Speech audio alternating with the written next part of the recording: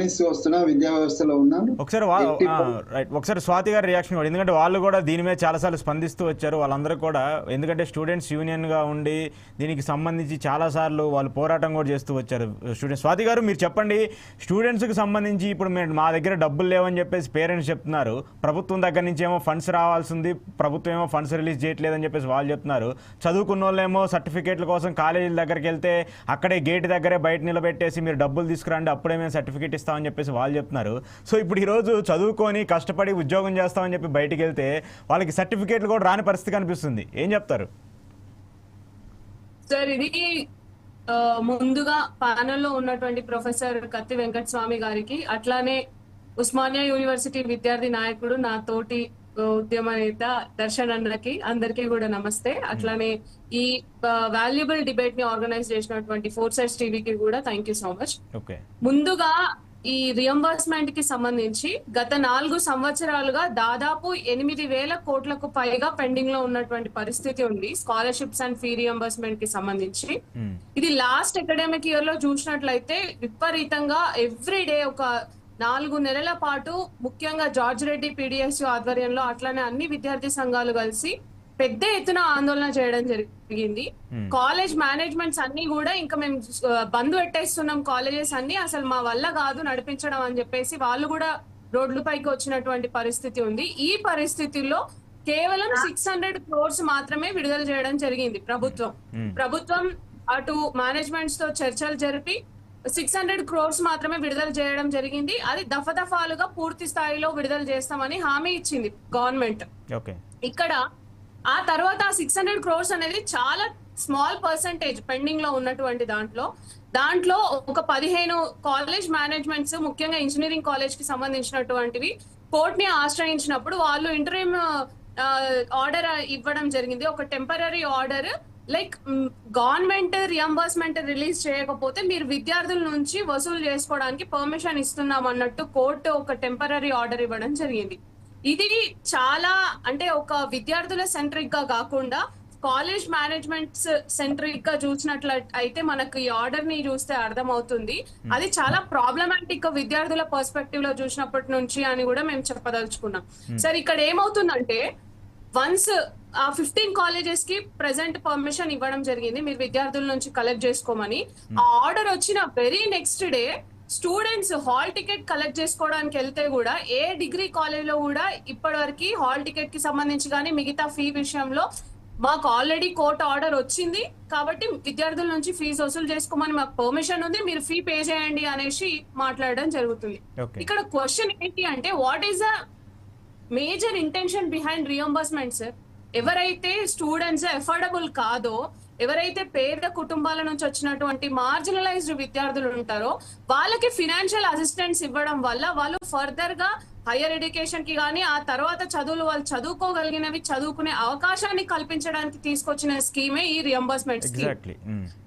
ఎవరైతే కట్టడానికి చేత కాదో, కట్టలేకపోతారో వాళ్ళకి ఇవ్వడానికి, దానికి ముందు మీరు కట్టి జాయిన్ అవ్వండి అనే ఒక ఆర్డర్ రావడం, ఆ పరిస్థితుల్లోకి ప్రభుత్వాలు నెట్టబడడం ఎంతవరకు సమంజసం అన్నది ఆలోచించాల్సిందిగా మేము విజ్ఞప్తి చేస్తున్నాం. స్టూడెంట్స్ ఎక్కడి నుండి కడతారండి? ఈ రోజు వేల రూపాయలు, లక్షల రూపాయలు ఇంజనీరింగ్ కాలేజీలలో ఫీజులు పెడితే స్టూడెంట్స్ కట్టలేని పరిస్థితి ఉంటది. సింపుల్ గా దీని వల్ల చెప్పాలంటే స్టూడెంట్స్ డ్రాప్ అవుట్స్ కి వెళ్లే అవకాశం ఉంటుంది. ముఖ్యంగా ఇది అమ్మాయిల పైన ప్రభావం చూపించే అవకాశం 100% ఉంటుంది. మీరే ఒక్కసారి ఆలోచించండి. ఫర్ ఎగ్జాంపుల్, ఒక డిగ్రీ పూర్తి చేసిన విద్యార్థి ఏజ్ వచ్చేసి అరౌండ్ 20 years ఉంటుంది.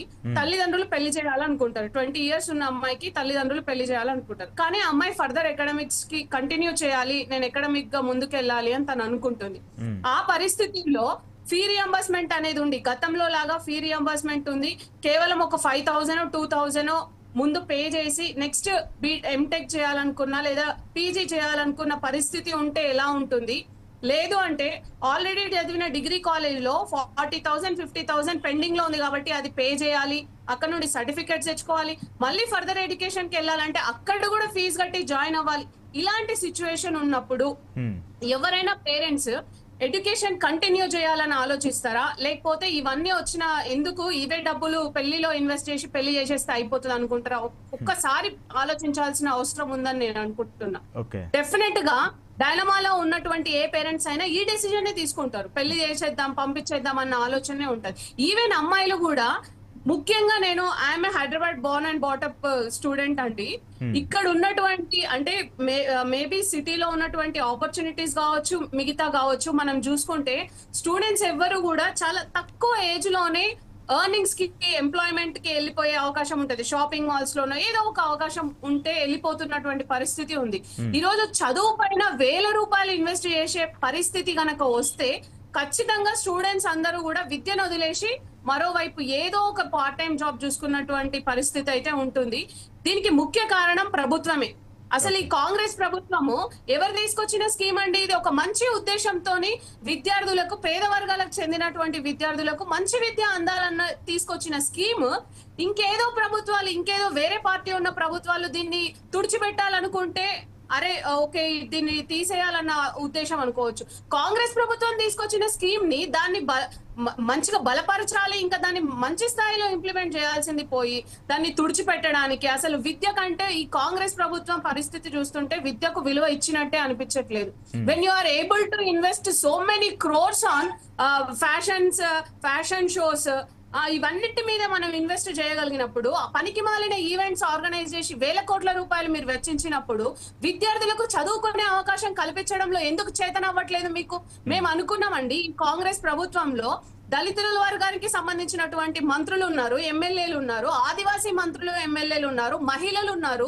అరే వీళ్ళు ఆలోచిస్తారేమో, మహిళలకు సంబంధించి ముఖ్యంగా చదువుకున్న వాళ్ళు ఉన్నారు కదా, శ్రీధర్ బాబు లాంటి వాళ్ళు, వీళ్ళందరూ నెక్స్ట్ ఆర్కిటెక్చర్ చదివినటువంటి సార్ ఉన్నారు, వీళ్ళందరూ ఉన్నారు కాబట్టి విద్యకు ప్రాధాన్యత ఇస్తారేమో అని మేము అనుకున్నామండి. కానీ వీళ్ళ పరిస్థితి చూస్తుంటే విద్యార్థుల్ని ముందుకు నడిపించడంలోనో లేదా పేద విద్యార్థులకు విద్యను చేకూర్చడంలో కాకుండా వెనక నుండి ప్రైవేటైజేషన్ ని బాగా పెంచే పరిస్థితులు అయితే ఈ కాంగ్రెస్ ప్రభుత్వంలో కనిపిస్తున్నాయి. మేము డిమాండ్ చేస్తున్నాం, తక్షణమే ప్రభుత్వం స్పందించాలి. ఈ జడ్జిమెంట్ కూడా స్టూడెంట్స్ పర్స్పెక్టివ్ లో చూస్తే చాలా ప్రాబ్లమాటిక్. అది ఆ జడ్జిమెంట్ కాదు, అది టెంపరరీ ఆర్డర్.